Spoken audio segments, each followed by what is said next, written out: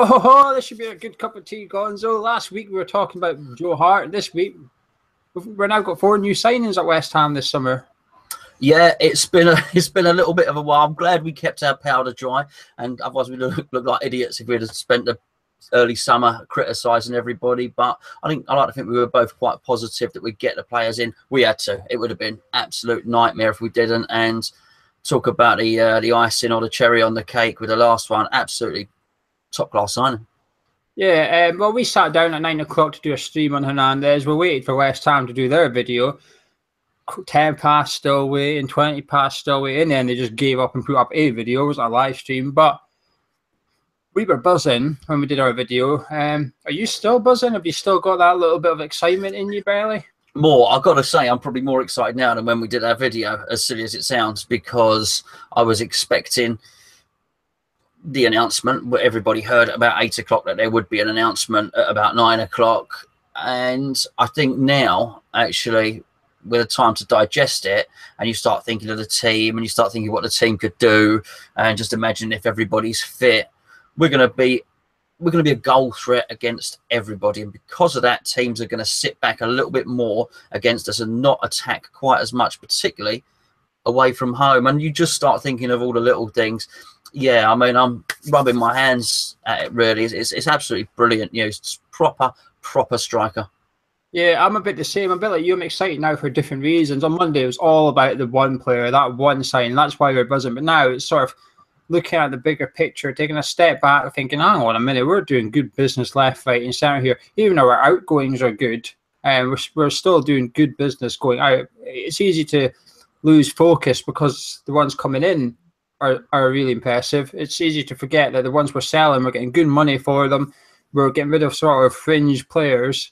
And our net spend is not even that much, really, when you consider the quality upgrades. And last summer, went for a quantity to bulk out the squad depth. Now, it's kind of funny, really. This summer, we've gone for quality. But in doing so and improving the first 11, we're actually improving the squad depth greater than we did 12 months ago, because instead of having Nordveit on the bench, you've now got Kiati or Noble on the bench. Instead of having Torre on the bench, you've now got Ayew on the bench. So we're actually improving the bench as well as the first 11, which is what we were trying to do last year and didn't quite manage it. Are you enjoying it? The one thing I'm enjoying the most, actually, Gonzo, is the positivity among the West Ham fans. I'm enjoying no meltdowns. Nobody's panicking anymore. Yeah, it's just good for everybody, and it's long overdue. The big thing that we won't actually even notice yet is just going to be what an impact it has on the stadium. That stadium last season was crying out for something to cheer about. When everybody's making noise in the stadium, it's loud. Nobody can doubt that. But there was very little to cheer about last season. And I do think, talking about positive fans, what you're seeing is positive fans online, positive fans joining us for the YouTube, on the forum. You're going to see positive fans in real life at the games, and people are going to be going up there with a spring in their step. And you know what? The stadium's going to seem a little bit bigger. The walk to Stratford, actually, I was going to say the walk to Stratford a little bit shorter. Actually, it won't at all, will it? But, you know, it's just going to seem a whole lot better, and we're going to get in there, scream, shout for the team. And I do think they're going to be capable this time of giving us something back. And hopefully it kills all the nerves that were in that stadium last year. Friday night, Gonzo, Friday and Saturday, actually, we've got the Betway Cup. Are you confident we might win it for once now with these signings? Are you confident we can win our own cup? Are we playing Friday and Saturday? Mm-hmm. That's a strange one, isn't it? What are they going to do? I don't know, and they're in different cities. I don't know. It's quite difficult, actually, for the people going. They've not got the most time to get from one city to another and stuff, so it's a bit of a logistical headache. But I'd imagine, well, we've got enough players, don't we?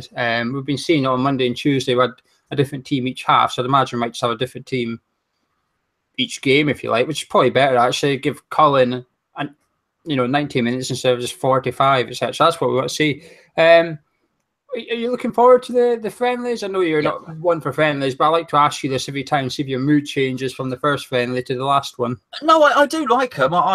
I'm a West Ham fan. I'm intrigued to watch them. I do watch them. Crikey, I watch them, tape them, chop up highlights of them, and so I'm interested.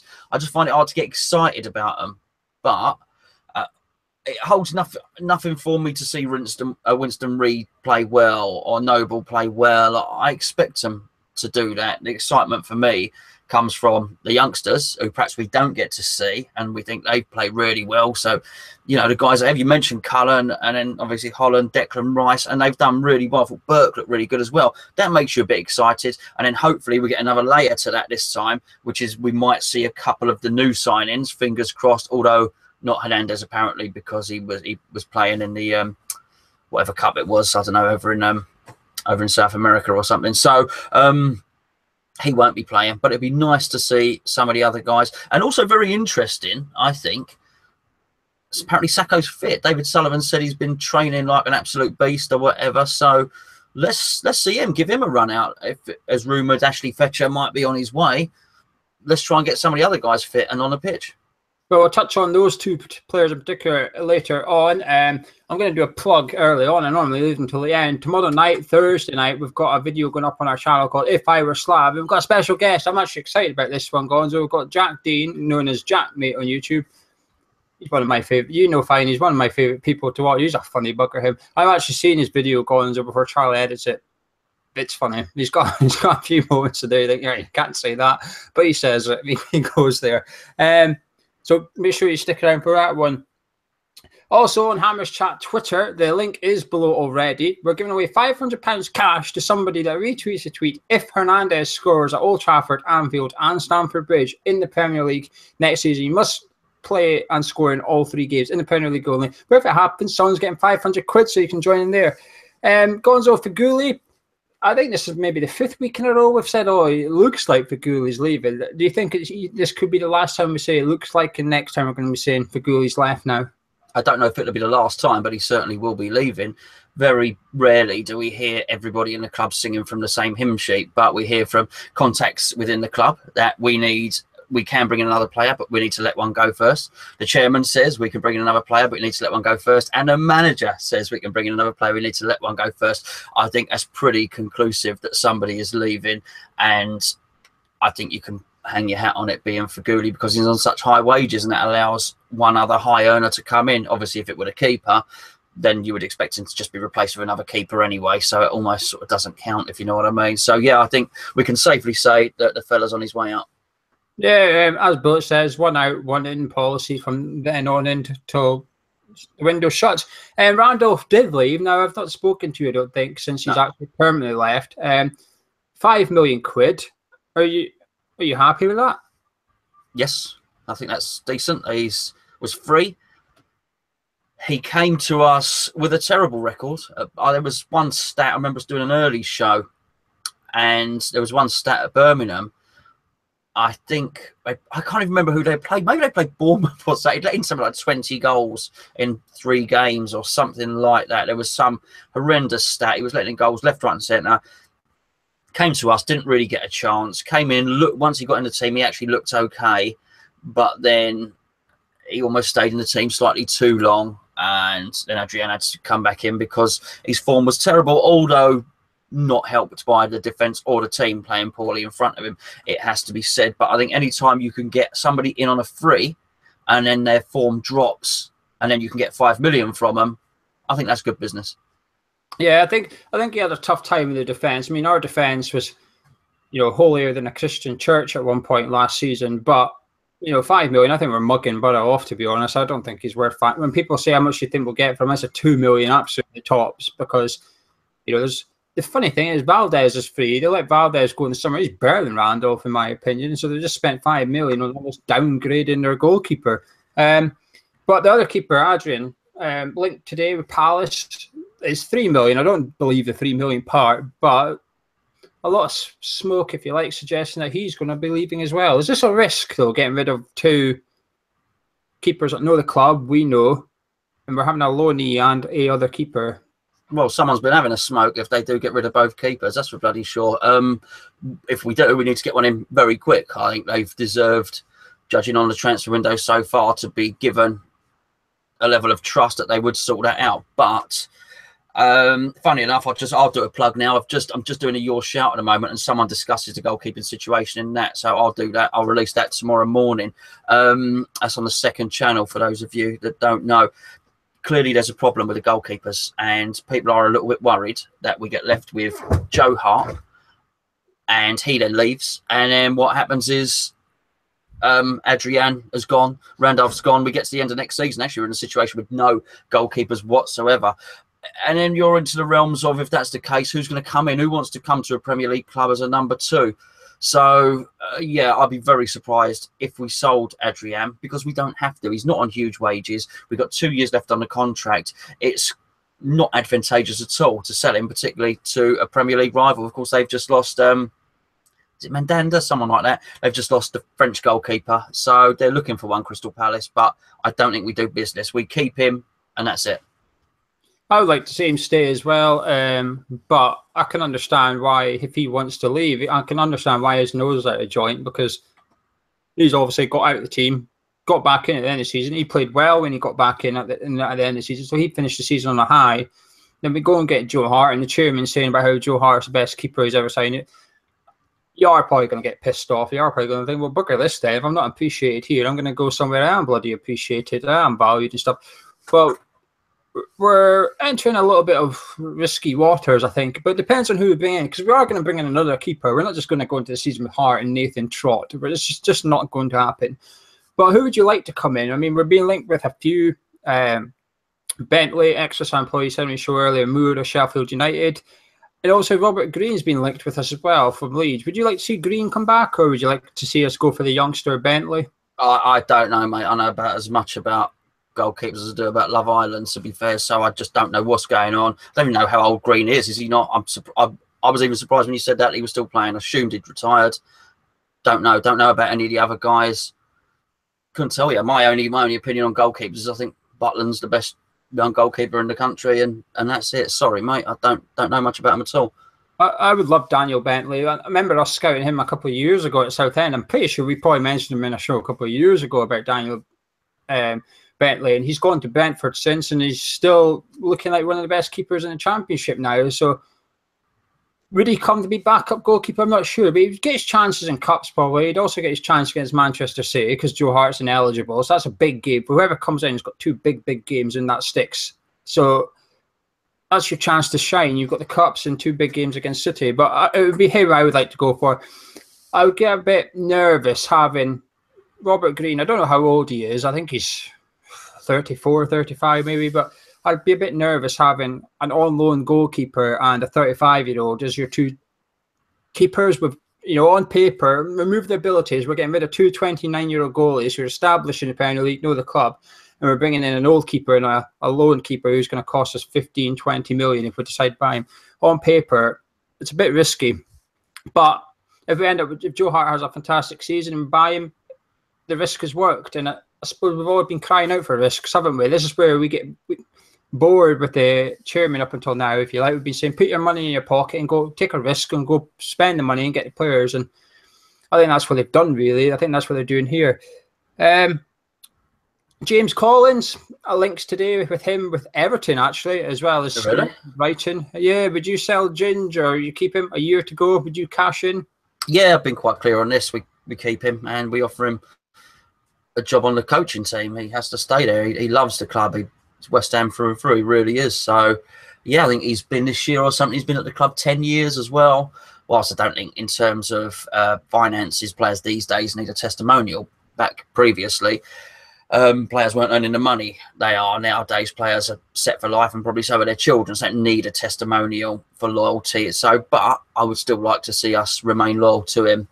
And I'd like to think that he would stick around. I think I read an interview with him recently, and he said he'd married an East End girl and blah, blah, blah. So, yeah, I'd like to see him stick around, job on the coaching team, and I'd like to see him training the players for quite a few years to come with one last hurrah as a player this year.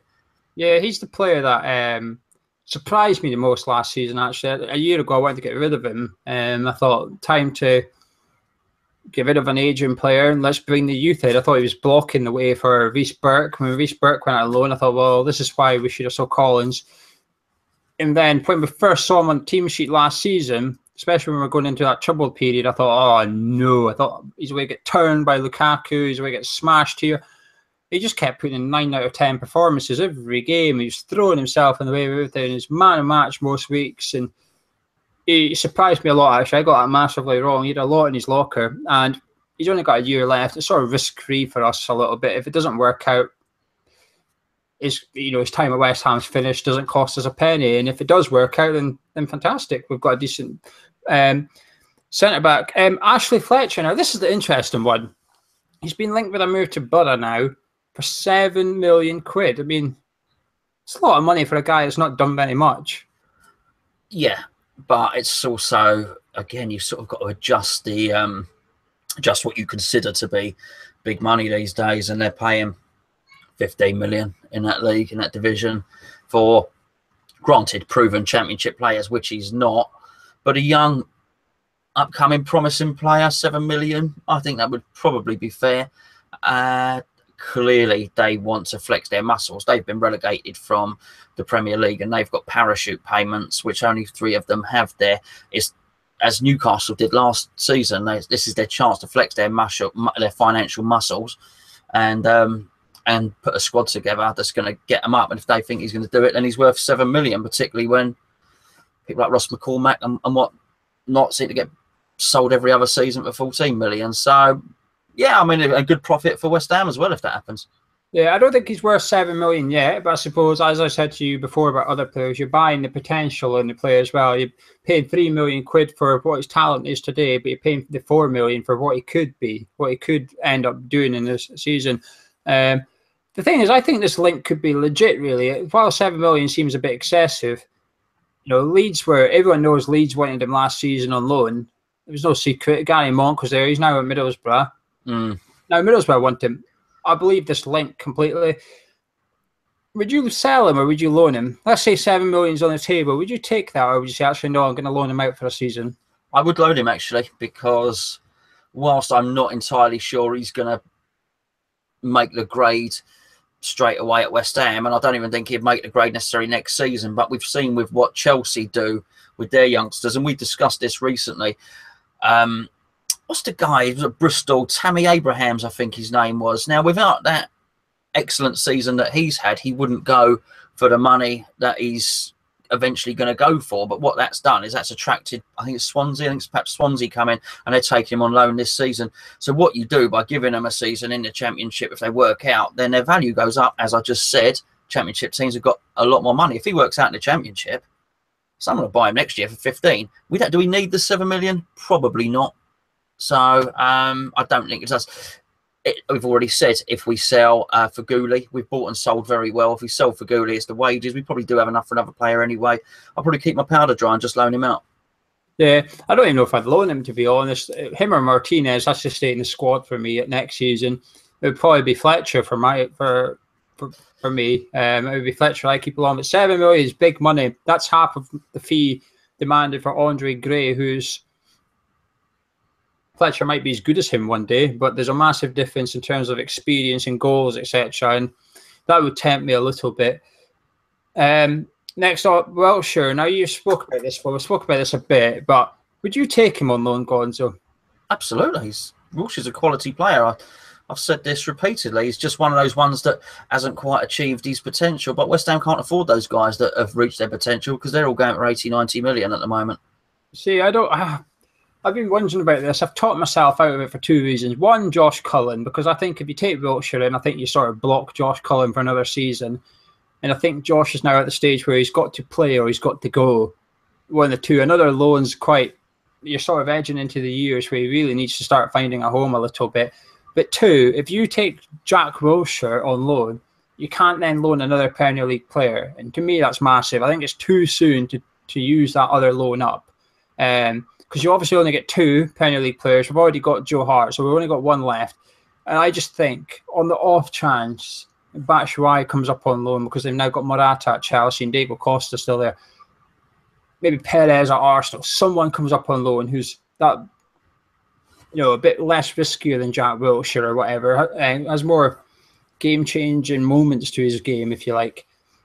I just wouldn't want us to lose out because we've gambled on Jack Wilshere staying injury-free. Now, if he comes, I'm not going to complain because he's a quality player, but I just have my reservation. Now, I've seen you looking at the ceiling when I told you about that 2 Premier League loan rule. Did you forget about that? Would that change? Oh, yeah. Yeah, I definitely did forget about it. Yeah, yeah, absolutely. And there's a big spider on the ceiling. But does it change your mind, though, or would you still take him? I think I would, because I think whatever we do, we're gonna get another forward and a midfielder, and one of them will be bought and one of them will be loaned. So if we loan a midfielder, we'll buy a forward. If we loan a forward, we'll buy a midfielder. So I'm not too concerned about that. And it's you know, like we spoke about the keeper, and any keeper that comes in is going to have to accept that they're going to come in as a second choice. And like you said, who wants to come in and be a number two? You've got an even worse situation than that with the strikers, actually, because Chicharito obviously is going to be our main striker. And then not only are you coming in and thinking, well, I'm going to play second fiddle to Chicharito. Well, actually, you've only got the Andy Carroll one, and Andy Carroll's an absolute cult hero, as you've said on many times, almost the only one that went fit for us until recently, guarantees goals. So there's a case to be made for whatever striker comes in. They're actually going to be third choice in that sense if both are fit. In that case, you're not going to get Batshuayi anyway. So actually, I think you're probably better off getting the Andre Gray caliber of player as the third striker, and then getting the more talented midfielder, because the more talented midfielder is like more likely to play. And we don't know what Bilic thinks of Cullen, really. We just don't know yet.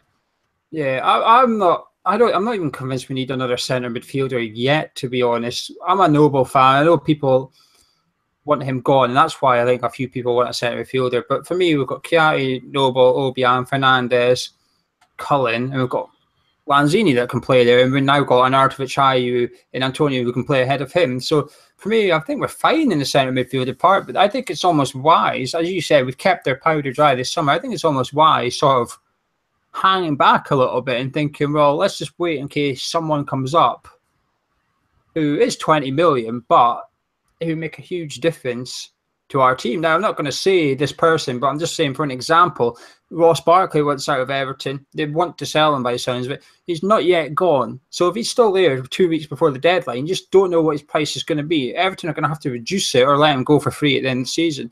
And if that ever happened, you want to be in a position where your club can take that check out and go, I'll have him here. Give me him here. You don't want your club to go, shoot, we shouldn't have bought we shouldn't have took Jack Wilshere alone, because that guy, that wages we could have paid for Barkley. I just think we should be patient. I think we've got a really good squad here. I think this one out, one in policy is actually the right policy to go for. I would like one more striker regardless, but in every other position, I think it's the right policy, Gonzo. Would you agree, or would you think we need a centre mid and a striker regardless of who goes out? No, not regardless. And I think you're right on numbers, but I wasn't aware that people wanted Noble to go particularly either, but I just think any time that you can improve the first team, and that's what I'm talking about, improve the first team. So regardless that we've got all of those, you ask the question, well, actually, would a fit Jack Wilshere get into our first 11? Is Jack Wilshere better? Pick two. Is Jack Wilshere better than the combination of Noble and Kiate? We'd have to say, yeah, he probably is. He gets in over there. And so that's an opportunity to improve your first team. And I just think anytime you can do that, you do it. The Barkley one, I totally agree with as well, because he's another player I really like. I do love technical players. I still think there's some legs in that Barkley one. As I said on the forum today, that the Coutinho business where Liverpool are batting away bids from Barcelona, but they sell Coutinho, Liverpool, to Barcelona, who are probably going to be flush with the Neymar money. They're going to look at Lanzini because he's the closest player to him, in my opinion, in the Premier League. And that worries me. And if that does happen, then you're sort of hoping that they buy Barkley, or Barkley then comes into play in some way in the equation. So, yeah, I think there's still a lot left to play out in the old transfer game. How worried are you about Lanzini, actually? I am worried. I did a thread on the forum today. It was what I'm thinking about it at lunchtime, and the radio came on. They said, oh, Liverpool have just turned down another £70 million bid from Barcelona. Now, whilst there's a lot of bravado and Liverpool saying we won't sell, oh, you will. If they keep increasing that bid and that 70 becomes 75, they then start playing a game thinking, how much can we get for him? And all of a sudden, Barcelona get 180 million for Neymar, let's say, and then they say to Liverpool, okay, we'll give you 92 million. What would be the second highest transfer ever? 92 million for your attacking midfielder Coutinho. Liverpool aren't going to turn that down. No way. They are owned by an American investment sports franchise company. They'll accept it, and they will be coming to us to either try and get Lanzini for who knows whatever, or they'll be trying to get Barkley. So I do think there's some musical chairs left to play out there. We hope. I think Lanzini is in for a massive season this season. I think there's a potential for him to be up in the top 6 for the PFA Player of the Year. That's how good I think he is, but I am worried about it. I'd be shocked if Liverpool go for Barkley. I'd be shocked if they try and get him to cross the Merseyside. I'm not worried about Lanzini going. I've said this to you many times. The one thing I cannot criticise our board for is we're not a selling club. And I think if Liverpool, you're right, every player does have a price, but they get Lanzini, they're going to be paying through the nose. I suppose if Liverpool get 92 million for Coutinho, we then know they've got 92 million pounds. And that's where we then sort of play tough negotiator and go, no, you've put 92 million quid there, you want him. You know, we West Ham rate Lanzini the same as Coutinho, so if you want him, you know the price. Yeah, and then we sell him for 90. we sell Lanzini, and then we approach Everton and say, excuse me, could we have Ross Barkley? And they say, yeah, he's 92 million. As I say, it's all made up. It could be musical chairs and it could be nothing. But I think once he gets to a certain amount, it's not just the club offering Liverpool money. The agent is there pecking in the ear of Coutinho's agent and then turning his head. Now, I like to think that Lanzini seems a really good bloke and a really good guy. So as we've seen with Payet and whatnot, the board could be as resolute as they want and say we're not selling. If Lanzini turns around and says, actually, I do want to go, I can't turn up the chance of Champions League football. I guess they're in the qualifiers at Liverpool, possibly. So hopefully they get dumped out quite early anyway. Yeah, but this is where you never know. You never know. This is where the influence of Zabaleta could come in. His fellow Argentinian, he might just put his arm around and say, stay put, son. You're not going anywhere. Stay put. Stay here. Myself and Joe obviously believe in what's going on at West Ham here. You're obviously the key player. You know, I think he'd be silly. Lanzini's a big fish in a small pond right now. There's some people might think, oh, what are you saying, we're a small pond? That's what he is. He is we've also got Hernandez now, but Lanzini is our player that's up there. And I think if he goes to Liverpool, he loses a little bit of that. Is he better than Mane? You know, to us, we'd argue, we'd make cases for and against Liverpool fans. Would they say that? Probably not. So I think he'd risk losing his... You know, he's a key player here. It'd be gutted to see him go, but I'm not that worried, to be honest. Crucially, he didn't sign his new contract before Hernandez came in. So now, beforehand, he would have been going in for his new contract. We discussed it before, saying, hold on, Antonio's on 75 grand and blah, blah, blah. Now he goes into his contract and says, look, this is now the top earner. I'd never mind being parity with Antonio. I want some of his wages, please. So that could be interesting. Keita's gone a bit quiet, but the other link which has resurfaced from months ago is Dembélé at Celtic. I think there's a little bit of games going on up there, actually, because Ben Rodgers has said he's not going, but there's a lot of rumours saying Dembélé is not interested in going to France because Marseille were sort of publicly interested in him. But it's come out that he's interested in a move to Spain or England. And I suppose sort of joining dots, etc., they've come up with West Ham and a couple of other Premier League clubs. Would you still go for him? Bear in mind, you've just said if a striker comes in, he's going to have to be third choice. Do you think he would come to be third choice? I think yes, I would have him. I think if he were to come, then Bilic would have to convince him and say, oh, no, I'm going to play 3-5-2 next season. You'll be playing up front alongside Chicharito. We're going to play with 2 strikers. I think that way you might convince him to come. And actually, it'd be a good ploy for anyone. So you're going to play alongside this guy, one of the best strikers in Europe. He's not going to come to play in a system with one up top where he is second or third choice. No. No, I don't think he'd be too... I think the reason he went to Celtic is so he wouldn't have to do this. He wouldn't have to go to a Premier League club and be second or third choice. That's why he's gone to Celtic, to showcase his talent up there. And then when someone does go and get him, he becomes first choice. He sort of goes, takes that route to the first choice in a Premier League team. I don't think we can afford him either, to be honest. I think this would very quickly turn into a bidding war. I think when one player goes in for him, everyone's going to go in for him. I think it's very quickly going to turn into a bidding war. I think very quickly we'll get found out a little bit. That's not a criticism. I just think he's going to go up to 30 million or something very quickly, just like that. And I think we'll struggle a little bit. Right, well, Sakho then. David Gold said he's joining the first team in a couple of days for training. He's been working hard. There's been people saying that his attitude's on point now and sort of like a different man, if you like. But I think we've heard that before. But Gary Lewin's in now. He said specifically he's going to have a personal plan for people like Sakho to get them back to full fitness. What's your thoughts on him?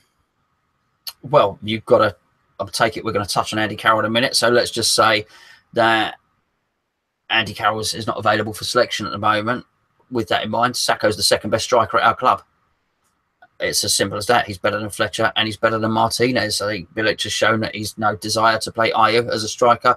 So with that in mind, it becomes very, very important. And whilst there was a lot of bravado from us saying, yeah, get rid of him and kick him out, we probably had in mind at that point that Andy Carroll might be a little bit more available than he was, and that we would have brought two strikers in. We haven't. Andy Carroll's unavailable, and we've only brought Chicharito in. So actually, we need to try and get a tune out of Sakho, particularly this season. And if we can, and then at the end of the season, sell him on for the sort of money that he almost went to West Brom for, which was 16 million, then that's really what we have to do. But at the moment, we need him. Yeah, well, it's just last year of his contract. I think you have to remember that. So I think it's a bit, I don't want to say convenient, but it's quite funny that last year he didn't play, couldn't play, wouldn't play, delete as applicable for each game, because I think it varied depending on what game you picked. Then all of a sudden, it's sort of your last year of your contract, he's suddenly raring to go again. I was fed up with him. I don't know if I'm just in a good mood with all the signings. I'm sort of thinking, well, if he's ready again, then you can sort of give him another go. But same time, if he was to play decent in the next couple of friendlies, if he was to appear, etc., and a bid come in for him, I'd be maybe crossing my fingers for selling. But you know, the Sakho we saw when he first joined had everyone on the edge of their seats a little bit. And could you imagine, you know, us losing, and we've got, during Bilic goes back to the first season like he was at Upton Park, where we were losing, he just throws people on. So could you imagine us losing at London Stadium? He thinks, you know what, Carroll and Sakho and Hernandez up front, on you go. Can you imagine the crowd? Everybody would just be up on their feet thinking, this is it, this is a goal coming from here. The artillery Bilic would have, it would be massive. But I don't trust his attitude, Gonzo. I just don't trust him. I just think he might come back for a few games, but I'll always be thinking, well, how long until you get pissed off that Hernandez is earning? Well, let's be fair, he's going to be earning 100 grand a week more than Sakho Hernandez, because Sakho's on, you know, peanuts for a Premier League striker. He's literally on, what is it, 25 grand a week or something? Yeah. He's on nothing. Hernandez is on 100 grand a week more. I'm not so sure on that one. But let's talk about Andy Carroll. And he was pictured out partying, doing what Andy Carroll does. What's your take on this? Are you pissed off, or do you not mind it? Or are you happy for him, or are you angry? I don't. I've seen one picture of him with his arm around a girl. That's all I've seen. So I don't know. I mean, I guess the girl came up and wanted a selfie and took a selfie. I read somewhere that somebody had said they've been on a bento with him until 9 a.m. or something. I don't know. It's been a long, long time since I've expected anything from Andy Carroll. When Andy Carroll does anything, I think it's a huge bonus. I almost write him off at the start of each season, and I think I've always said, if you can get 15 games out of that bloke, then you'll do all right. We made a massive error in signing him. He'd failed the medical. We even had a year on loan to look at him, and he wasn't fit for most of that, and we still signed him anyway. And as we know now, it was Allardyce that really tried to push that deal through. I can't say I'm disappointed or surprised, because it's totally predictable. People say on it, he's a professional athlete, he should do better. I think he tries to be a professional footballer. I'm not sure that Andy Carroll is fit or athletic enough to be a professional athlete. But I like him. I still think he's got a lot to offer West Ham. I really do. You never know what he's going to take out of you. He might have got himself back to peak fitness and broken down again. He might be totally depressed by the situation himself. He probably never imagined when he was growing up to be a footballer that he would basically break down every year. And whilst going out for a drink probably doesn't help him. I don't know. I think it's easy to judge, but that's why it was important that we got in not just one striker, two strikers. So really, Andy Carroll needs to be third choice, because he's unreliable. I think he's. I honestly don't care. When I've seen these pictures and I've seen people, oh, I've had enough, we need to get rid of him now, blah, blah, I just thought, well, this is all very well. the geezer is literally posing with a woman. I don't think he'd be doing that if he wasn't allowed to be there. He's clearly got the permission of either Bilic or the club or both to go out there, and for whatever reason. For all we know, it could have been one of his best mates' stag party, and he said, look, it's one of my best mates' stag party. Do you mind if I go? And they've said, yeah, this is good for your sort of return. This is good for your mentality. If you like, you've been working hard, go take a weekend away, let your hair down, then come back and work hard again. And I just think he got too much grief for it a little bit. But the problem is people only get that one photo. The club don't follow up with anything going, yeah, Andy Carroll's been out and about, but we know about it. We know where he is. He's fine. He's allowed to go out there. I can see why people get angry, because they're thinking, well, why are you not in trying to get fit, etc. But apparently he's had a couple of operations and he's been told to take a break and go away. Well, he didn't have a pint of beer in his hand or anything, did he? As I say, it's just somebody who's probably gone up to him and asked for a selfie, and they've gone up, and that's just what happens. That's what happens. Everyone's asking for selfies with all these footballers all the time. So you don't know. I didn't read too much into it. Not disappointed, not surprised. Just nothing. I was just nothing when I saw it. It's a non-story really. Yeah, to be honest, I'm actually disappointed in the fact he's getting so much grief a little bit. I think it's still technically the summer. It's still pre-season, if you like. I mean, I know he wasn't at the Confederations Cup, but Hernandez and Jose Font's still on holiday. So I don't know. I think he needs a bit of a break, and he's got a new baby on the way, I think, as well. He's just had his missus is pregnant again, so that's he's got more important things to worry about at the moment, I guess. Yeah, I'm not really fussed, but I just think that next season, I said this to you on the Hernandez video, I think this could be the making of Andy Carroll having Hernandez, because every season so far he's been here, as soon as he's fit, we'll have to get him back on the pitch, because we have no other option. We've got Zaza up front that can't hit the goal from 6 yards out. He's putting out for throw-ins at Old Trafford when he's shooting. You've got Pelleri, who just, for the life of him, he's getting in all these chances, but he just can't stick in the net. So sort of like, get this guy patched up and get him out. And we just kept doing that, and it's no good to him. It's not fair on him for us to rush him back all this time and stuff. And everybody, every manager, every coach and physio always does this whole, oh, we can't make him play every game, etc. But yet we do it anyway, because we have to. Now we've finally got other strikers, or strikers now. We don't have to do that. And I think we can see a different Andy Carroll, where he only plays when we want him to play, not because we need him to play. And there's a total difference between needing and wanting. That's two different mentalities and necessities and strains on Andy Carroll's body. And he played 22 games last year. Well, it's not loads. When he did play, at one point, he had a bigger say in us staying up last season as any other player in our team. People are thinking, oh, I know Collins and Lanzini, yes, but Andy Carroll was one that stuck it in the back of the net in those key games over the festive period. He went, how much did he score? 7 and 10 or something like that. He went on a fantastic run. But take those goals away, and I bet you we'd be in the relegation zone. But for me, it's no big deal for me. But Hart and Zabaleta, this will please you. Hart and Zabaleta, apparently in training, they've been demanding sort of exquisite performances from people. I think Ashley Fletcher missed a chance, and Zabaleta tore into him for missing it. And then Joe Hart, people were at the training, people could hear Joe Hart from the other side of the training and screaming at his defence and stuff. Is this the sort of thing we've been missing at West Ham? Is this the sort of thing we're wanting from these two? Leaders, absolute leaders. No surprise there. We discussed it when they signed. You got leaders, you got characters, and you add them to Ginge and you add them to Noble. You cannot have too many people like that in your team. You just can't. And I just love. Well, there was some footage actually of Joe Hart. Somebody posted Joe Hart in a tunnel before Man City games, screaming at the players, getting them up for it, geeing them up. Reminds me of Roy Keane, the much maligned Roy Keane, who I've got to say, even though his Man U was one of my favourite players, I used to love watching that guy walking around the pitch and slapping Phil Neville, pointing at Phil Neville, telling him to get back in position. And I mean, you can't beat those guys. They're the manager's lieutenants on the pitch, and particularly when you're on such a big pitch that we have at our home ground now, and where the manager, although he stands very close to it, there's such a large distance between the dugout and the pitch. Actually, having leaders and lieutenants on the field of play is absolutely vital. And if you've got one in the centre, it was Joe Hart, and then one at the right, because you wouldn't say Reed or Bonner are particularly vocal players, but you've got Joe Hart shouting at him, Zabaleta on the right, Mark Noble in the middle. This is really, really good stuff, and it can only help. It's good news.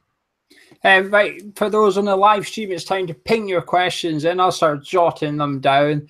The boats, if you're coming to the boats next season, we've actually got our half-season ticket. So the first 10 Premier League games plus discounts for any other games that West Ham have, i.e. the Cup and any other events that we do on the boat, such as tours and stuff, you can get on the forum at hammerschat.com. There's about 15 left maybe, so it's first come, first serve, so pop in how many you want and we'll get you them signed up. Also, there's a member of our forum, Mark SB.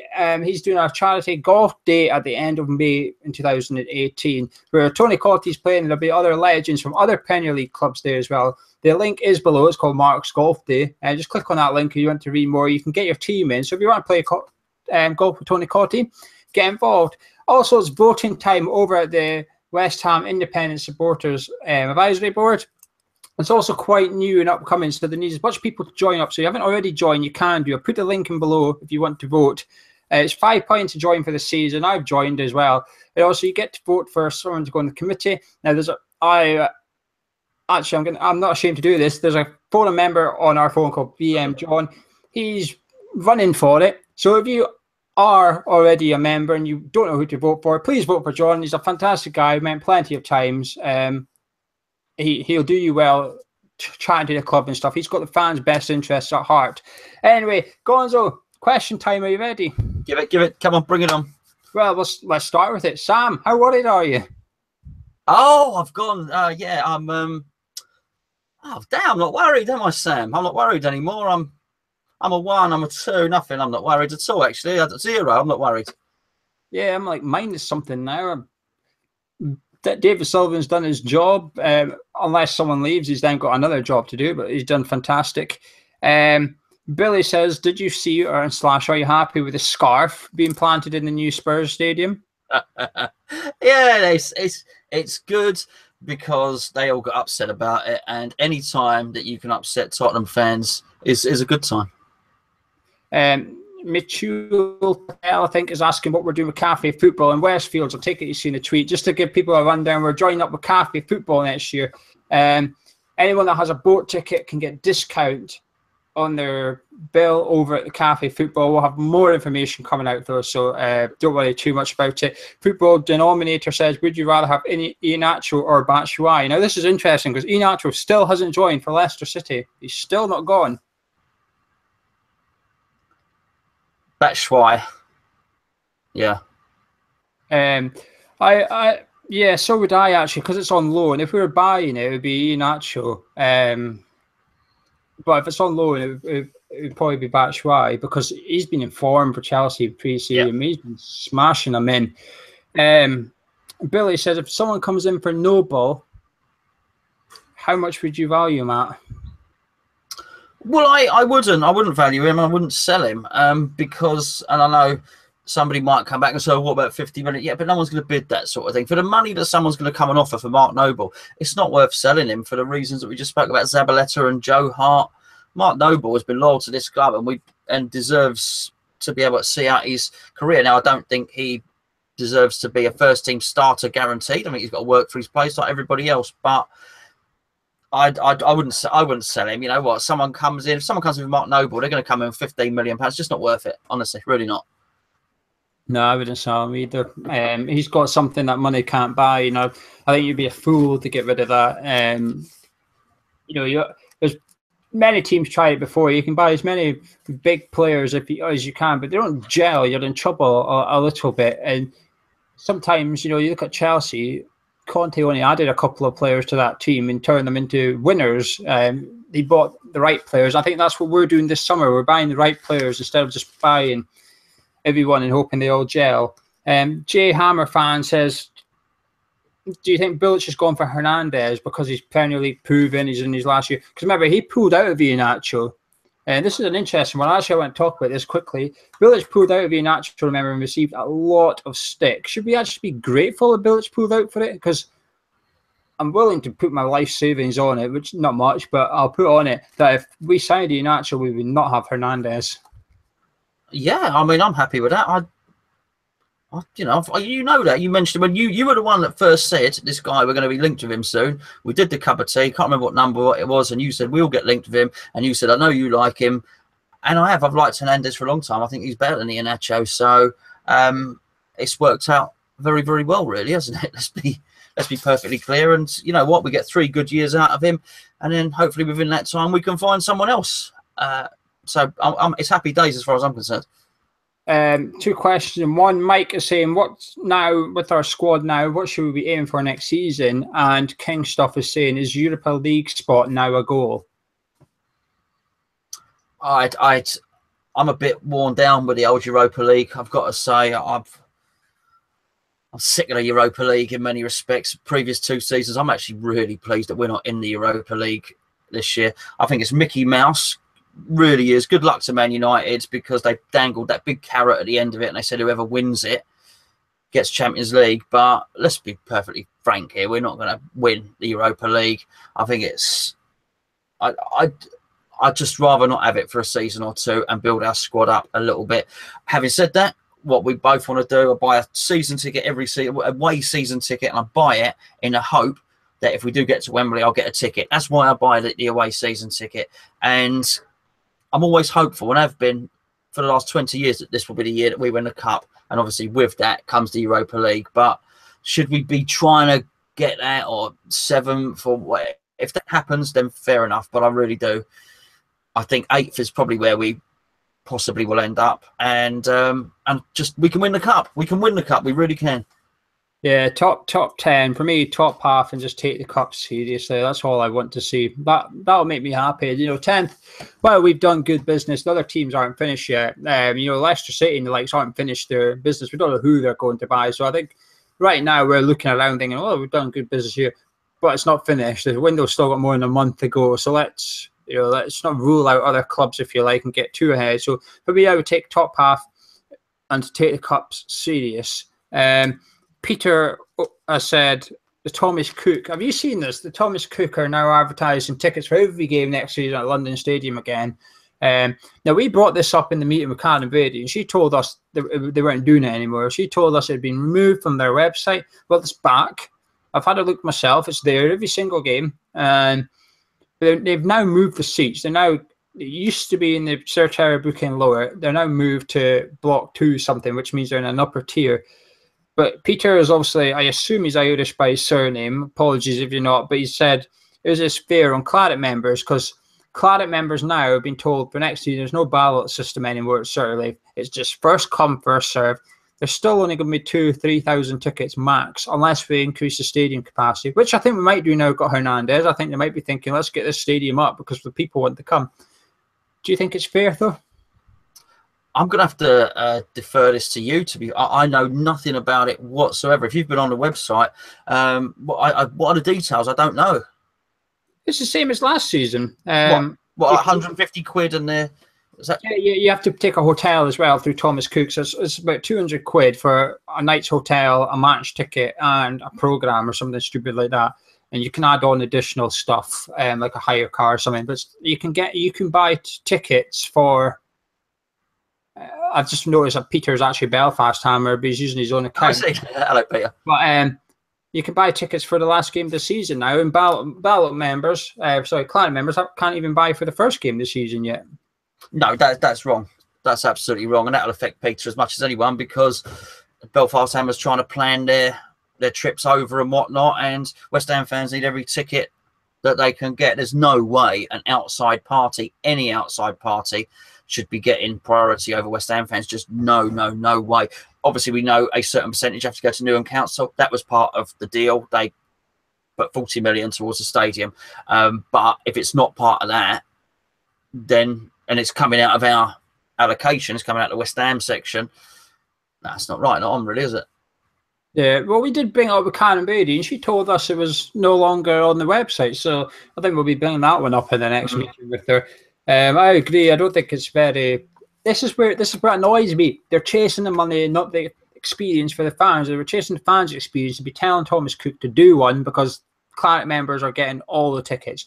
But instead, Thomas Cook has said, here's a check, and we can get so many season tickets. And they've gone, yeah, okay, we'll take that. Thank you very much. George is saying, would you worry? Well, we were worried about Lanzini going to Liverpool. You say you were worried. Would you be even more worried if Lanzini had another sort of top season, if you like, come next season, next summer? Would you be thinking, oh, bloody hell, he's really going to be sought after now? Yeah, and I think it will happen. So we just got to make sure that we move in parallel to him and sort of match his ambition. So if that, and it will happen, unless he gets an injury, as I say, he'll be one of the top players in the Premier League next year. And the Premier League is going to be brilliant next season because there's so many good players coming in for so many teams. I haven't got a clue what to do in my fantasy league team. Video out next week, by the way. I just think that if we mirror him and we match his ambition and we get to the end of next season, we can say, okay, right, well, we're now going to add another couple of players of the caliber of Hernandez, then hopefully we can keep him. But there's nothing you can do. I think we can ward off other Premier League clubs, possibly. There's nothing anyone can do. If the two big Spanish clubs come calling, he's gone. And if they cast their eyes on him, there's nothing we can do about it. Yeah, I agree with that. While I'm confident we'll keep him, I'm confident we'll keep him unless silly money comes in. In looking around the transfer window, a lot of clubs this summer, silly money is happening everywhere. You know, Kyle Walker just cost more than Bonucci for some stupid. How that's happened, I genuinely don't know. But 50 million for Kyle Walker shows that there's stupid money being banded about. Thomas is asking Creswell or Masuaku. Let's say we're playing forward at the back. This is a regular question, isn't it? I think we've yet to see. I think we're very lucky, first of all. I think they will swap that position all season. I think they're both going to be desperate to keep fit because once one of them gets it, the other one's going to struggle again. But I don't think we've even seen a smidgen of Masuaku's potential yet. I not only do I think he's got potential as a left back, I think there's potential for him to move into other positions as well. He looks a really, really good player, and unfortunately he had that weird game last season where he kept on handballing the ball and then he got injured. But when he came back, we did reviews, and for me, I think there were 3 games in a row where I gave him man of the match. He just looked absolutely outstanding. There's more to come from that lad, and to answer your question directly, I would probably start the season with him at left back. If it was left back, I'd be maybe more inclined to go for Creswell. I think his defensively is unstable. Creswell is. I think he's defensively more responsible than Masuaku. I think Masuaku would be the one that would be likely to be caught 30 yards out. Bear in mind we're starting at Old Trafford. But while you say there's more to come from Masuaku, which I agree with, I think there's more to come from Creswell. Last season he was probably the most disappointing player in the squad, so I think there's a lot more to come from him. Mark's saying it's a World Cup year. Do you think Creswell might need to move in order to get into that England squad? He's picked the wrong season. He needs to move at the end of the previous season when his stock was high, and he's a Scouser, and Liverpool were looking at him. Perhaps Everton were looking, because Baines looking a bit shaky. Well, Baines has got back to fitness, didn't he, and actually looked quite good. He's a really good player, and you're absolutely right. And he's my son's favourite player, as I say all the time. He'd tell me off if I don't mention him. He's brilliant. He is absolutely brilliant, and we're blessed to have 2 like that. But I don't know. I don't think Southgate knows what he's doing, by the way. I think Southgate's clueless. He played a friendly, stumbled across a really good formation with 3 at the back, and then got into qualifiers and changed it. What's he doing? He's going the way of every other England manager. So I just think that's important, because if the England manager doesn't know his own mind, then Cresswell's not going to know what he's doing, and he probably thinks that there are better left-back options with Luke Shaw. We don't know how popular he's going to be at Man United this year. He really likes Bertrand as well. I'm not sure how much of a look-in Cresswell's going to get, but he's going to need to play if he does, but I'm not sure he's in a strong enough position because of his last season to force himself on a big club and get first-team football. I think he's sort of maybe in the England squad already. He was in the last England squad, if I remember correctly. Yeah. So he's obviously in Southgate's thoughts, and that was with playing poorly. So I think as long as he sticks in, does well, I'd be surprised if he wasn't there. His only problem is Baines, Bertrand, etc. will be playing first-team football week in, week out, and that's where he's going to be struggling. So perhaps he does need to move. However, I hope he doesn't, because I think he's got a lot to offer this season. Mike is asking, is it time to give Bilic a new contract? No. There's plenty of time. There's absolutely plenty of time for that. Let's see how he does.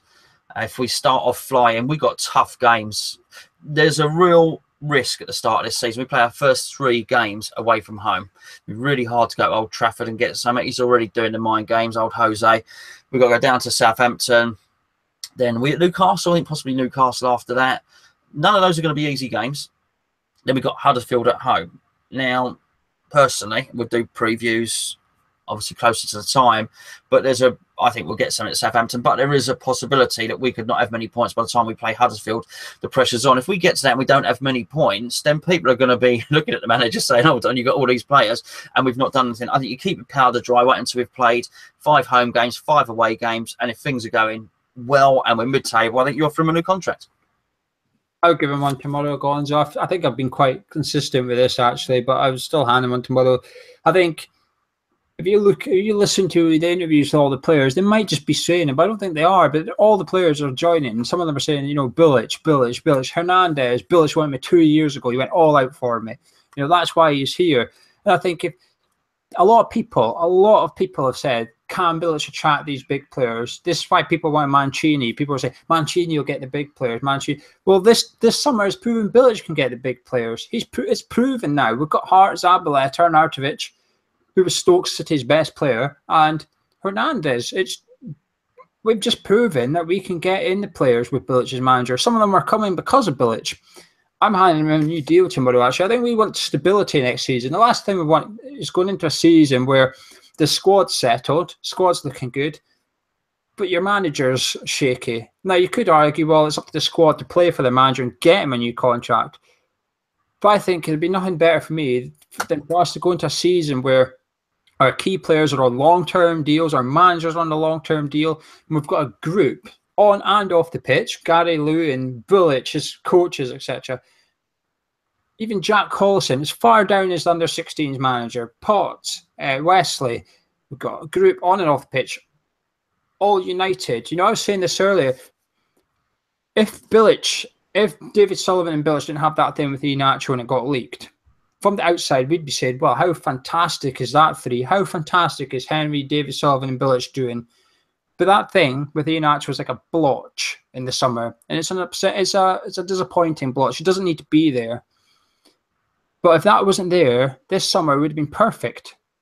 It is perfect, but I don't think the fans, the ones that were looking at Bilic's ability more closely, were looking at the fact that he couldn't attract big players. I don't think that was much of a thing, and I don't think many people doubt the players want to play for him. I think the issue with Bilic that people want to see cleared up is some of his tactical stuff and his positioning of players. I think he has shown himself to have an ability to position players in the wrong positions. So now, as you said in the last show, he's been given all the tools. Now he can no longer say, I don't have that guy as a striker, I don't have that guy as a right back, or this, that, or the other. And I think we just need a little snippet just to make sure that he's doing things right. And I think that is why there's a reticence about West Ham fans, not because of the other reasons. Yeah, I think that there was plenty of people saying he would attract people on social media, etc. And that's why people wanted Mancini. And I think we've now proved it. There is obviously questions about his tactics and stuff. But you give me one Premier League manager and I'll give you at least one thing that I can question about that manager's tactical naivety, if you like. That's why I've always said to you I prefer Koeman over Pep Guardiola and Jose Mourinho. I think Koeman's more thinking planned out, if you want. But you can do that for any Premier League manager. You can pick holes in any manager in the world if you really want to. I think it's time we're back our gaffer. We backed him with the money. I think it's now time to back him with a pen and paper and give him a new deal. But anyway, you guys at home will start wrapping that up because we've been blethering away for an hour. You've enjoyed me and Gonzo chatting away for another week. We'll be back next week as well. Drop a like on it. Hit subscribe if you're new around here and stay tuned. And if this is your first video after Hernandez one, I hope you've enjoyed it. Gonzo, have you enjoyed our chit chat? Anything you want to add before we disappear? No, you always enjoy the chit chats. There was something, but I think I've forgotten it. So there you go. So we look forward to your video tomorrow, which Jack Mate has done. Which you're looking forward to that. That's If I Was Slav. We're looking forward to that. We've got Your Shout in the morning. We've got some other videos coming out. We'll be back next week with a cup of tea, and we'll be doing Keep Your Eyes Peeled for the fantasy football. That's going to be a lot of good fun, and there's some really funny names people have chosen for their teams. Well, West Ham's play Werder Bremen on Friday night. We'll have our Talking Good game straight after full time, so come back to the channel then on Saturday we'll play them again. We'll be doing a review then as well, so hopefully we'll be talking about 2 wins. Hopefully we'll see Joe Hart and Zabaleta again. Hopefully we'll see some youngsters. But anyway, comment below with your thoughts on what we spoke about tonight. We spoke about the 4 new signings. We spoke about Hernandez, Feghouli, Randolph, Adrian. Who would you like to see come in as our second goalkeeper? James Collins, Ashley Fletcher, linked with a £7 million move to Middlesbrough. Jack Wilshere, would you take him? And if so, remember, you only get 2 Premier League loans. So if you're going to use one up on Jack Wilshere, rules out any other Premier League loans for the rest of the window. Also got Dembélé at Celtic, Sakho's attitude, and Andy Carroll out on the piss. But anyway, I've been Geo, that's been Gonzo, we've been Hammer Chat. Thank you very much for watching.